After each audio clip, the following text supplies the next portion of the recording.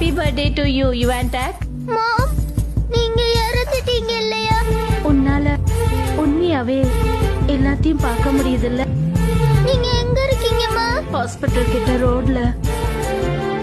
ஹாஸ்பிட்டல்ல இருந்து சீக்கிரமா போன் வரும். நீ அங்க போயிட்டீன்னா உன்னோட ஆன்ட்டியும் அங்க வருவாங்க. ஆனா வெளியில ரொம்ப பனியா இருக்கு. நீ வெளியில போகும்போது ஸ்கார்ஃப் கட்டிக்கிட்டு போ. நான் நல்லா இருப்பேன்மா. சரி, நான் இப்போ போய் ஆகணும். ஐ லவ் யூ மை யுவான்டாக். நானும் தாங்க. I really love you, Mom. உங்க மேல நான் உயிரே வச்சிருக்கேன்.